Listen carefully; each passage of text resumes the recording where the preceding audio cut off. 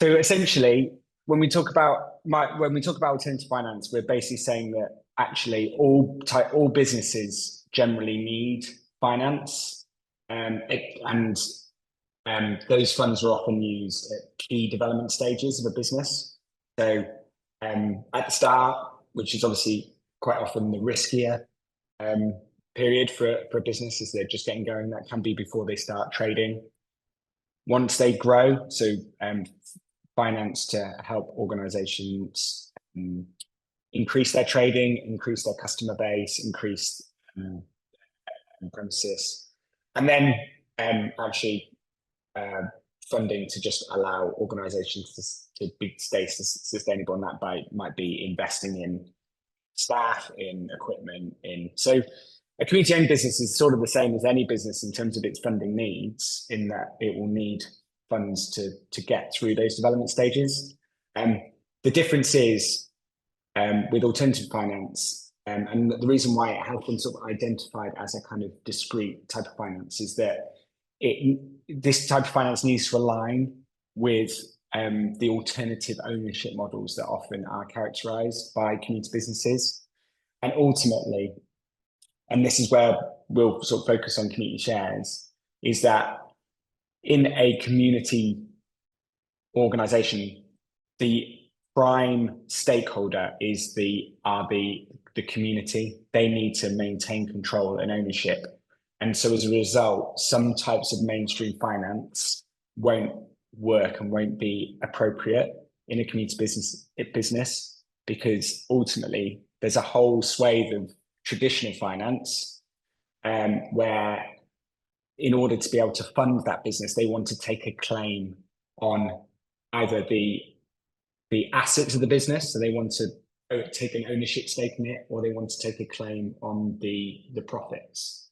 So the idea is that alternative finance is types of finance that ensures it allows a business to raise funding, but it doesn't undermine and it doesn't threaten the ownership model where the community actually retain ownership.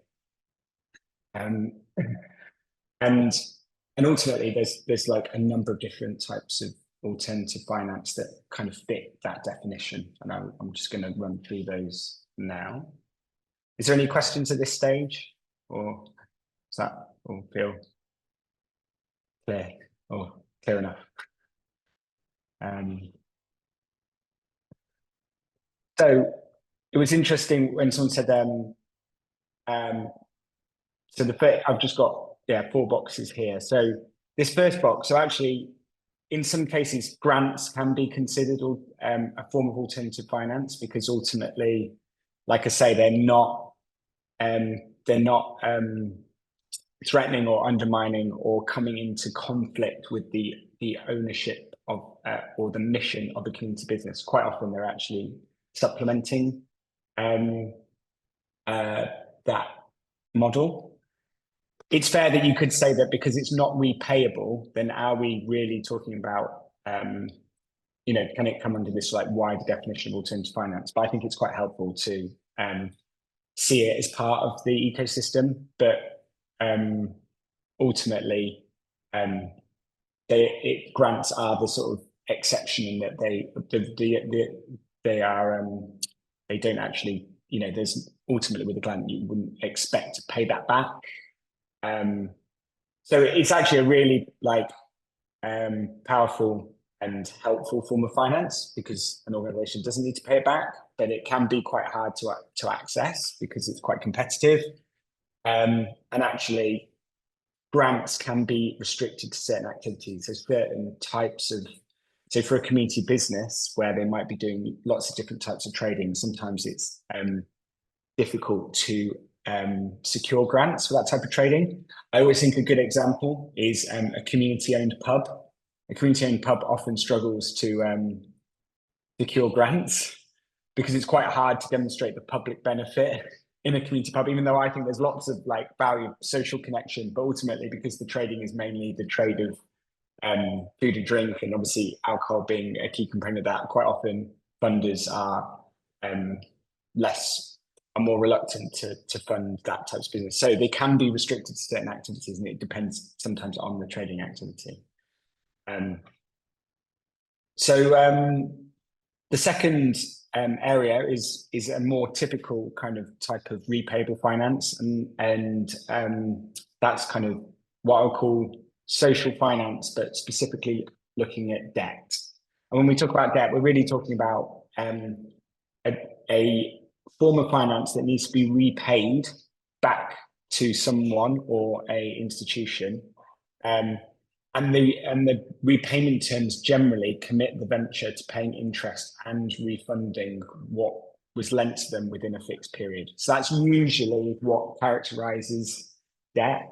Now, it can be that those terms can be relatively flexible. So there are actually some lenders that will lend funds to an organization and ask for 0% interest. But there will still be a kind of a repayment period whereby they would expect the capital that they've lent to be paid back. So it still has like a kind of debt characteristic. The key thing with a social lender is that they understand the mission and the sector that they're kind of lending in. So there are a number of institutions that specialize in investing into organizations that have a kind of specific social mission. And this kind of like comes out in various different ways. So it could be that their finance, that the interest rate that they offer is lower than what you might find in a mainstream lender because they have in themselves been able to raise some grant funding to kind of subsidize their loans. So that's quite often you see that as where a social investor will be able to offer finance at a lower rate than the high street because they've been able to themselves raise grants to make the funding cheaper to the beneficiary. It might be that they just understand the business model of a community business. So when they're looking at your business plan, they can see they kind of understand the kind of building blocks, the fundamentals of what you're doing and how you're blending community benefit and social impact that a high street lender might not be able to understand because they don't have as much experience investing into a community business or a social enterprise. And sometimes they'll actually kind of bake in social impact or outcomes within the lending. So there are certain examples where a social lender will say, we'll lend you a certain amount of money at this interest rate, but if you're able to deliver these certain outcomes, we will lower the interest payments. Or they will. So basically you've got like a number of different types of debt finance that would be considered social finance. The key thing is they all recognize and understand the mission and the kind of operating model of the organization. And so that it doesn't conflict with what the organization is trying to do. The third type of alternative finance is one that sometimes gets forgotten, but it's actually it's actually a really common and sort of typical way that established community businesses or social ventures will fund itself, and that's actually just using its profits. And again, this is a very kind of key characteristic because a community business is not having to pay its shareholders that do not own the business. So the idea that you've got these kind of removed owners, because there's no requirement to pay back its investors, any profits it makes, it can reinvest back into the business. So it's actually quite a useful form of funding.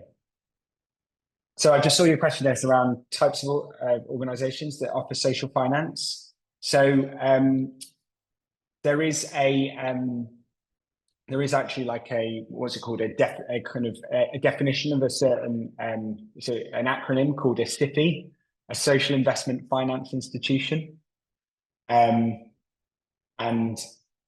Quite often they are smaller lenders that have specifically set themselves up to invest in social investment. So typical ones that I would come across are organisations like Key Fund or Cooperative and Community Finance,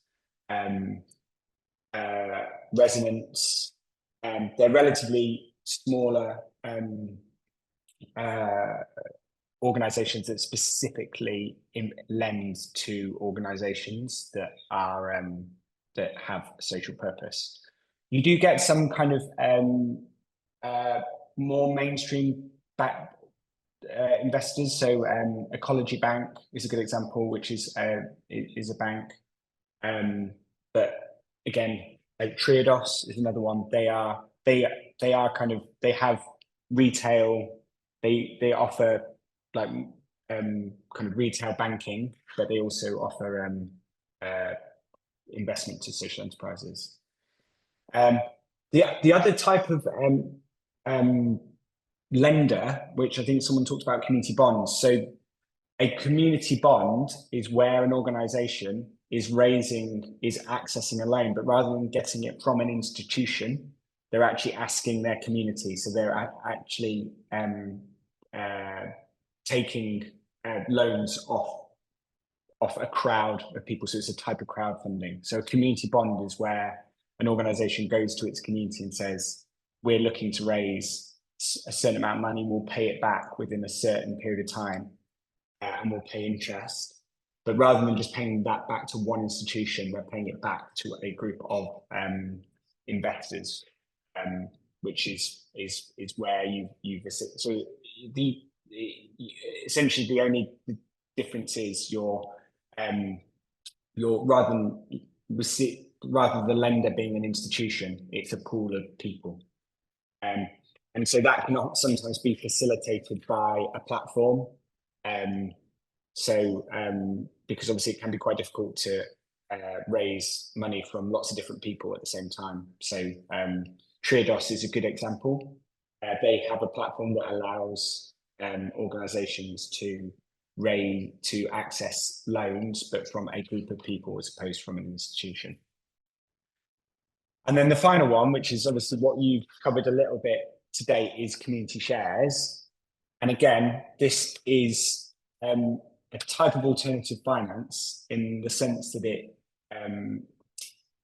is unique to a cooperative or a community business.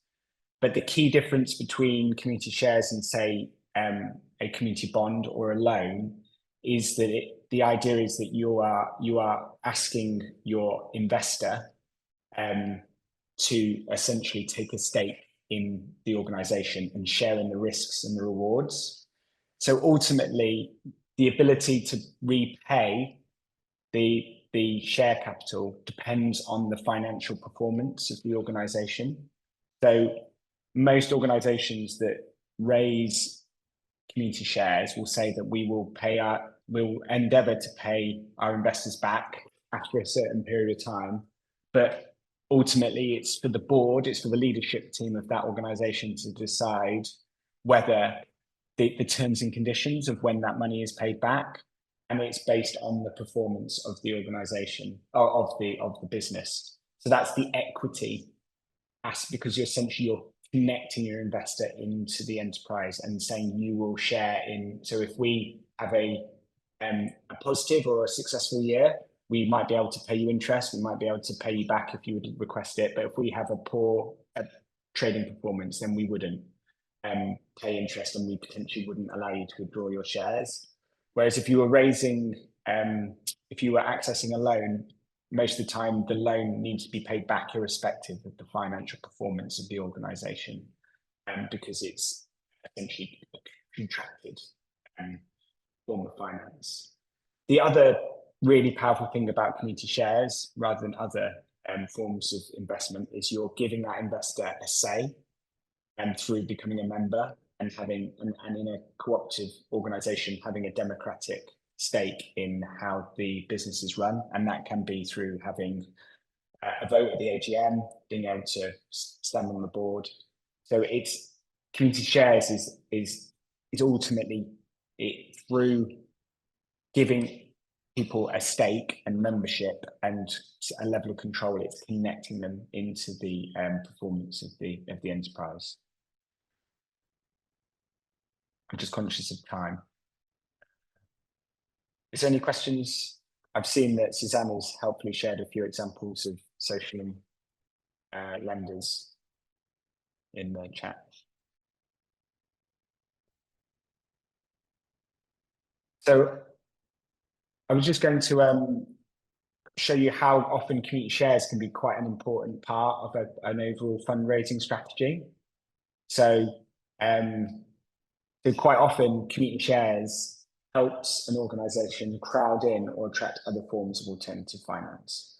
So a good example can be whereas an organisation has raised community shares, that shows a grant funder that there's strong community support because they can point to the fact that X number of people invested X number of pounds into the business. So ultimately, they must not only believe in what it's doing, but want to get involved, and that can convince funders that there is that there's strong community support for the organisation and be an incentive for them to then fund the project alongside community shares.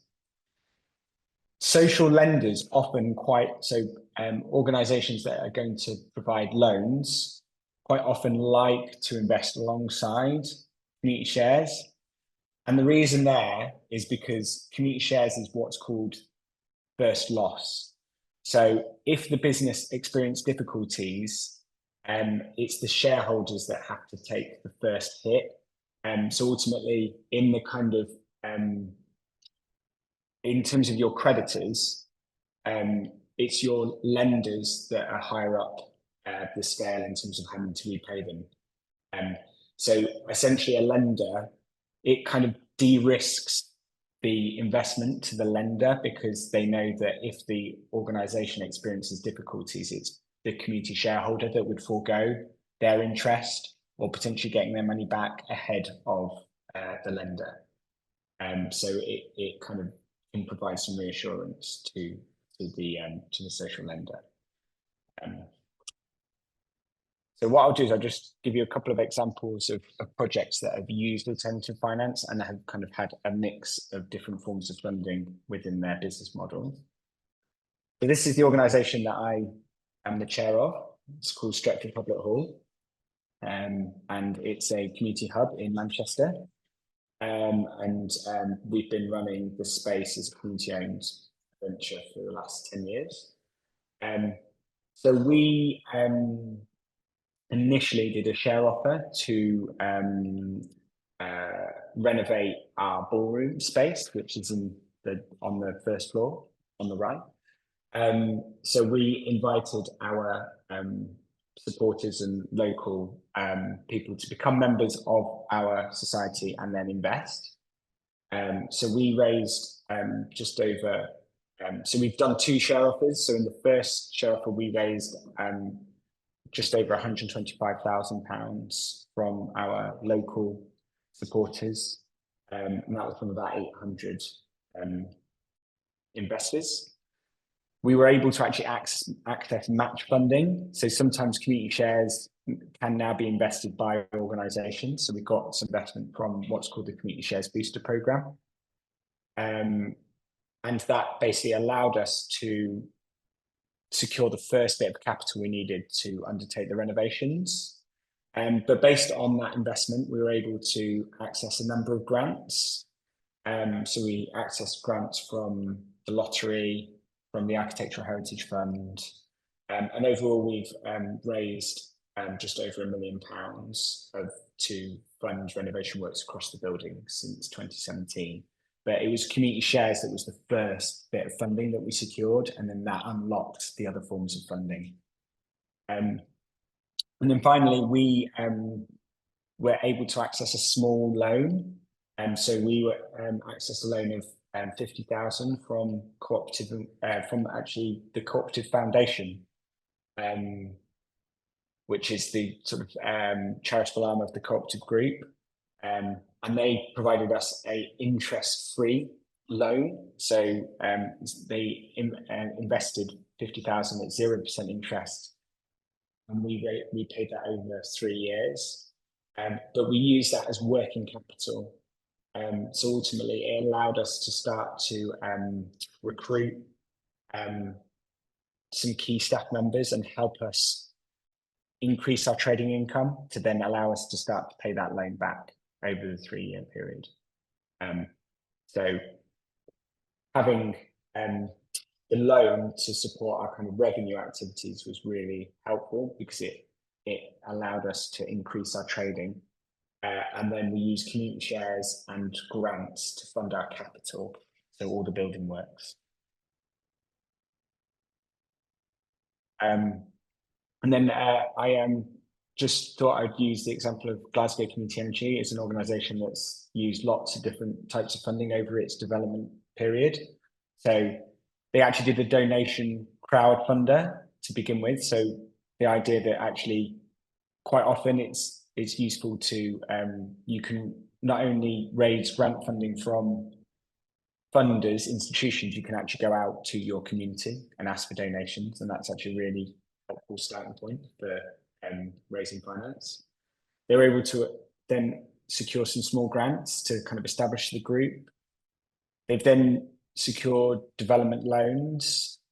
So again, that's the idea that especially in the community energy sector, where when there's some startup funding you need to be able to then get to a point where you're trading. So essentially the development work to get your solar system operational. So, but quite often you can access loans to be able to do that because you've got a revenue stream that will kick in later on through the sale of electricity from the solar scheme that can help you attract loans.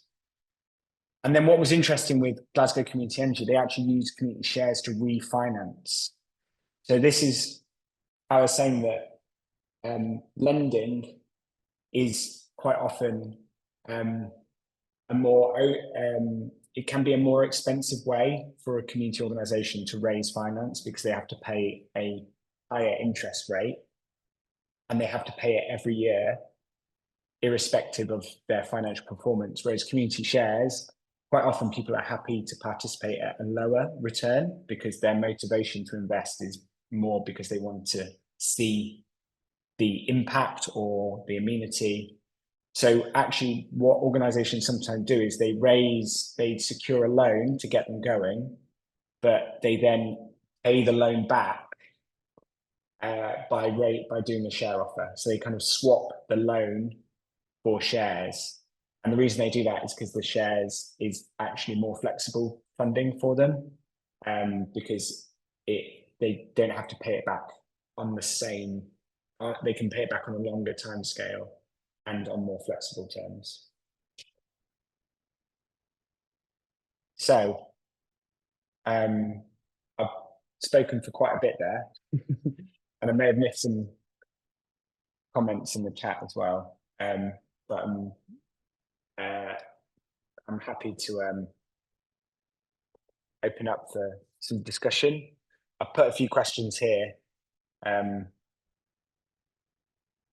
If people want to kind of start with these. So based on that, are there types of alternative finance that feel most relevant to your organisation or project?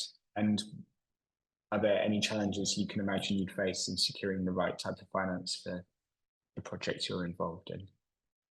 Suzanne, I don't know if you want to come in and pick up on any of the points.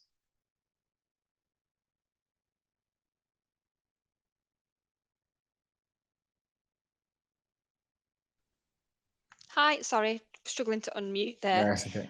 No, I don't want to be too prescriptive and just, assume I know what people want to either hear more about or if there's been any gaps for anybody. Please feel free to use this time to either explore, alternative finance or community shares from your specific perspective, or stick your hand up and ask any questions if you feel there's any gaps or anything that you were hoping to hear about today that you haven't.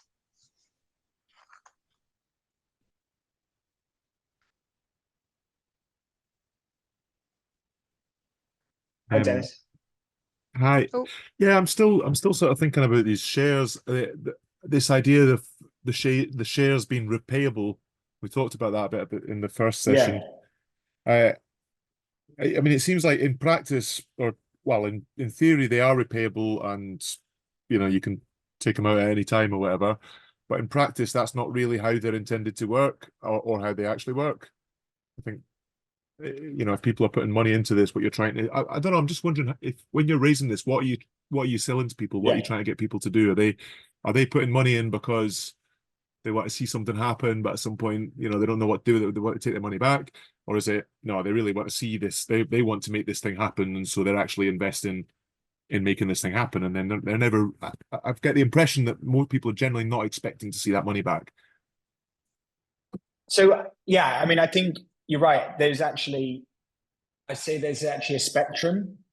So in the community share sector, what I think what's great about community shares is you can pitch it at various different kind of levels of financial motivation versus sort of social impact. So there will be some share offers that particularly are seeking to attract investors that may be motivated by financial return, um, or it's higher up in their kind of preferences. So a good example of that would be in some community energy projects where they actually have quite a risk-free business model because they like got a contract to sell their energy at a certain price through a power purchase agreement over 20 years. So um, they can be quite bold in what they can offer in terms of returns to their investors because but ultimately this is what would go into the share offer document. So the proposition that you take out to your community that says that this is the investment opportunity, um, and these are the terms on which you can invest, on which we will sort of manage that investment. So there are some societies that will say, look, we're intending to pay, higher than what you would be able to get in a kind of savings account, so 5-6%, and we'll return the capital over 5 to 10 years, and they're able to be quite what's the word, confident on that because their business model allows them to because of the specific industry that they're operating in. Obviously, you're still attracting a kind of socially minded investor that wants to invest in the community and wants to invest in renewable energy generation, but they're able to be quite confident in the return and might give that quite a lot of like prominence in their invitation to invest. Whereas for us at Stretford Public Hall, we have always made the kind of financial return much lower in terms of the like prominence. So we've always said like we need your investment so we can transform our spaces and do all these amazing events and activities that you can participate in that if you don't invest won't be able to happen. But actually we have got a business model and we hope that if we get enough activity through in the building, then we'll make this, certain level of surplus, and some of that surplus we can then use to justify paying a small amount of interest to our investors. So we aim to pay 2%. So, not a particularly attractive return if you compare it to what you might be able to get in just a savings account. But people invest because they want to be part of what we're doing and want to see the outcome. But I do think we've been able to raise more investment by treating it as an investment and giving people like the opportunity to be a member and a co-owner than had we just asked for donations. So Can I have a follow-on question then? yeah, So, I mean, how does that differ if you're looking at the model like you've got in yeah, in your hall in Stretford there? Uh, how is that different from if you were a SKIO or you wouldn't be a CIO, like a charity, and you're saying, look, yeah, you want to be a member of the charity, join up. Membership fee is, anywhere between, I think an example we had for for community shares could be 25 grand to 10 grand. You know, you can invest any amount into the charity, and that makes you become a member. You're not going to get this 2% return. But really the point of you putting that money in is because you want to see this hall thrive. Well, yeah, I mean, in a way, it's not too dissimilar to that, but I suppose the community shares is kind of bringing together a number of characteristics that are just baked into how a society works. So basically, the key one being this sort of democracy. So everyone can become a member, and irrespective of how much they invest, everyone gets one vote and they can you know, put themselves forward to join the board, vote the AGM. So that kind of like, I know some of that in practice doesn't always like play out, but it's still like a powerful part of the model. Ultimately, because you are investing, so it's not a donation. You do have like it is also, you ultimately can kind of, you know, there is a mechanism by which you can request your funds back if you need to request them back, and the society has to consider that. So the board has to like manage its share capital over time. So some will kind of put some controls on the amount of withdrawals. So again, at the public hall, we have like so any member can put a request in and say, and the board has to look at those requests, and we endeavour to allow up to 10% of our share capital to be returned every year, and we've like built that into our business model. So we've had people that have just left the area and asked for their money back. We've had people that have you know, got into financial hardship and have requested their money back. The other mechanism where people do have a claim on the investment is in the instance where a member passes away, so their estate can request the funds back. So that is something that societies have to be mindful of, especially if they accept large investments of like 20,000, 25,000, that if that member dies, then the estate can seek to claim that back. Society can kind of put some safeguards in that by kind of writing in instances where that happens, some like policies, but yeah, that's just something that a society would have to be mindful of. So it's that balance between the board ultimately has to make sure that they are not like threatening the business by paying their investors back, but they do have to take it into account and they have to manage it. So it's this slightly different discipline of the leadership team, understanding that they have got share capital in the organization, that they have to think about how they're going to manage it over time. But ultimately, they have overall control of how that gets paid back. So you know, it ultimately means that the businesses shouldn't be kind of like threatened by kind of, you know, if that kind of ultimate thing whereby if the society had a difficult trading year, then ultimately they'd be well within their rights to say that we're just not in a position to pay interest or pay people back. And quite often, and the idea is that, you know, your members and investors are kind of understand that premise and they're kind of baked into that.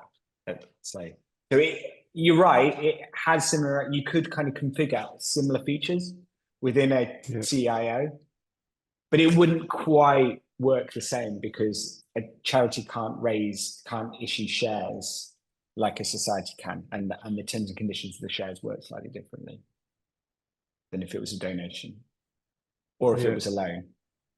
I suppose psychologically it's different as well, isn't it?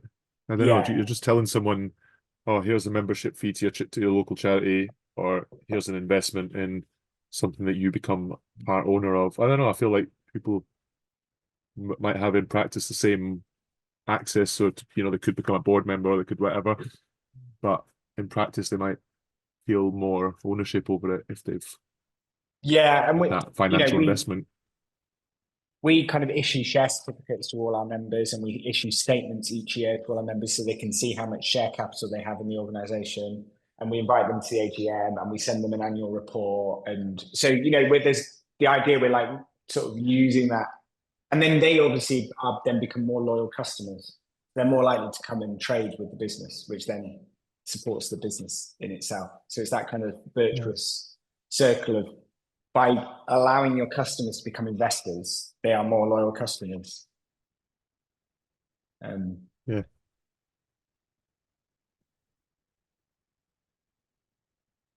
Is there any other questions or comments? Or I've got a couple Clara? of questions. Yeah.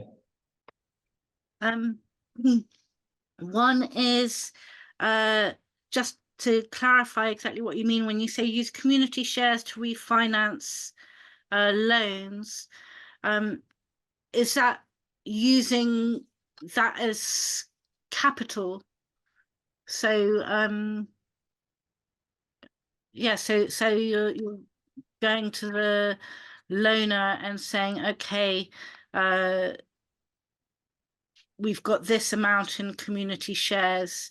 Can we use it to bring down interest or to extend a loan? Is that what you mean? So in most instances where an organization will actually pay down some of the loan, so they're reducing their debt costs because so they will say, you know, quite often as an organization will go to their community and say, look, we want to raise £100,000 because if we raise £100,000 from you, we can pay off £100,000 off our loan, and that reduces our financing costs, which means we're going to be more sustainable. And it's literally where you're refinancing, where you're basically saying, we've got this loan which is quite expensive, like it's quite a lot of our surplus or quite a lot of our operating costs are going on like servicing this loan, and we'd rather pay that off or pay it down and instead use community shares, because that's more flexible, and people will be willing to take a lower interest payment. So it's really just to reduce the cost of financing for where an organization's got. And quite often the reason why they'll do it that way is because it is just sometimes easier to access a loan in the early stages, because you don't have to do this big campaign. You know, the act of doing a community share offer can be quite time consuming, because you've got to go out and do a campaign and convince, and quite often, you know, in some cases it's harder to convince your community about what you're doing in the early stages because it's not up and running.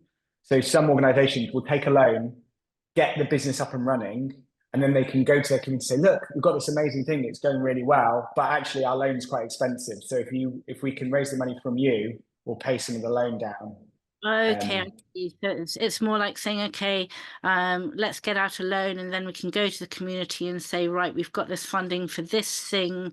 Would you like to invest to cover these costs that we've already? Yeah, it's kind of overpaying on your mortgage. Okay. I get it. To reduce your debt, basically. Yeah. And then the other question I wanted to ask you was, in terms of finding grants and that arena of funding, how do you go about finding grants and things that are available, or philanthropic organizations that are available? Because in my experience, things have just popped up. But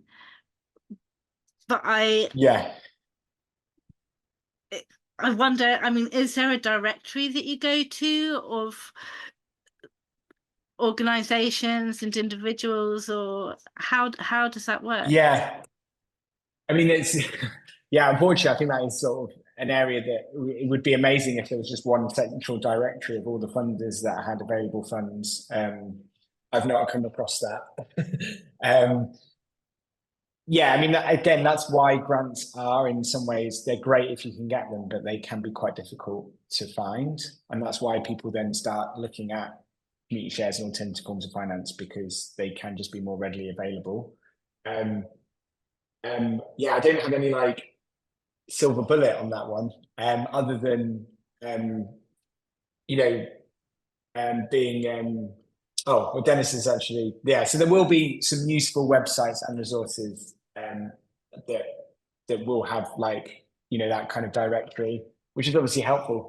And then the other thing is obviously just you know, that's why organizations have fundraisers in-house or recruit fundraising consultants, because it's like, it is time consuming to like try and find the funds that are available, write the applications, make sure you get your fund, you know, because they will open for certain. So it is, that's why grants aren't always, you know, when they come off, they're brilliant. But obviously getting them is difficult, and the opportunity cost can be quite high. You know, you're spending a lot of time chasing grants when you could be, you know, raising funds in other ways. But yeah, just sorry that I can't give you any more out there. I think just old-fashioned networking as well. I find, you know, building the fire and going talking about the fire and watching people come to the fire is always a proven way to start hearing about other people's experiences, other funding pots that they may be aware of that they've been successful with, and just start building a sort of a coalition of the willing around your project or your you know, your organization. There's no replacement for just, you know, people and their experiences and sharing knowledge between each other, I think. But yeah, that link to the SCVO website is something that I used quite a lot in my role at CDS. It's not exhaustive, but it's a really good starter for 10 Tara for looking at available funding pots for what it is you're doing. Great. Yeah, it's I guess it's seeking out and then just being open to what comes across your path. Definitely. That's Big, it. big believer Yeah. in that. I've had many, many referrals and worked with many projects that have come from places of serendipity rather than online. And Dennis, did you see your hands up there? Yeah, You'd I've like got to more jump in? questions, but I have got a 1-to-1 session booked as well. So, Okay. like, if someone else Well, to we've go, got, I'm happy to. we've got a few minutes. So, but yeah, thank you for inviting other questions from the floor. But if not, you're welcome to use the time that we've got. Okay. So what I'm wondering is, so I'm thinking of this for something, for example, the power generation, community power generation ones, or I think it might work quite well also as a community housing. You know, you can have like your community housing association or whatever. Obviously you need a lot of capital for both of those things, but there's a very clear social benefit. Like, could you or is this done? Is this kind of a done thing to have, like, I don't know, some kind of beneficial access to your service if you're an investor? So, you know, in a way, it might make sense to invest in a community wind farm or a community solar farm or whatever. But the reason for that is might be that you want cheaper lecky coming into your house. Yeah. You know, if you're getting your community to invest in that, the point is really, well, we've got, you know, what your direct interest in it anyway is that you've got these sort of unpredictable electricity costs, and the same goes for housing as well. You know, housing's a big problem in our area, rural, everywhere now, but rental housing is really difficult to get. So if you could say, okay, well, we'll get these, you know, we'll try and build or acquire or whatever, a bunch of houses. If you're an investor, you might get considered them as a priority for as a renter. Is that kind of, does that make sense, or does that go against That does make sense, yeah, and it's quite an interesting area, and it's unfortunately it's there is sort of sometimes a little bit of complexity there, but the sort of there's like the almost the fundamentals, you're absolutely right. And in a way, that's kind of one of the areas of competitive advantage, I think, that you've got when you think about setting up a kind of cooperative or community-owned businesses, because you can essentially layer on all these incentives to kind of attract people to participate in your business. So you can say, oh, by the way, you can be a member and you can have a say. You can have a say in how, you know, our future strategy or what we do. And that's someone's membership relationship with the organization. And then you can say, well, actually, alongside being a member, you can also you can invest in us, and you know, you can make a return on that investment based on this business plan. So you're kind of layering up. It's like, okay, so you've got some member benefits, and then they've got some investor benefit, and then you can have some customer benefits. It's like saying, oh, well, as a member investor, we can also and then that's really up to the society to say, like, oh, you can, you know, we can reduce the cost of this service or this product based on your status as, and obviously it's up to the society or the organization to determine, you know, how that all works together. But I suppose the thing you have to be careful of is, like, if you think about it, you know, by giving your members or investors a discount or some kind of preferential treatment, you're in essence potentially reducing your trading revenue, because you're saying, oh, we would have pitched this product or service at this cost, but we're actually discounting it. And now that might be a good thing to do because it's attracting people in to trade with you, but it also might. So it's just one that the organization has to, like, really think about, because you could essentially be undermining your business model by giving your members. So it's like, you know, we have this at the public hall, like, if we gave all 1,000 of our members like discounts to room booking, room hire, like, we might really struggle to make the amount of money we need to make on room hire to cover our operating costs. So we just have to be careful about how those things layer together, because ultimately we're trying to run a sustainable business. And I'm not saying that it can't be done, but it's just something that has to be, like, considered. There are some additional considerations if you are in terms of your registration as a community organization, because if you are a community benefit society, then you have to, in terms of how you're regulated, you basically have to, you exist for the benefit of your community, not for the benefit of your members. So by giving your members discounts, that can sometimes be considered an issue with your rate. But that's getting into a slightly knotty problem that, but it's not, it can be done. So if you are, so say you're a power generation for the benefit of your community, I mean, what is that benefit for that community? Unless, you know, is it just the profits will be reinvested at the community, or, you know? Yeah, exactly. So yeah, a good example would be that if quite a lot of community energy societies will sell their energy, and with any surpluses, they will then either distribute those funds to the community through, like, a community fund for further community energy activities in the area of further, like, green climate action projects, or they might reinvest it into new schemes, so creating more energy generation.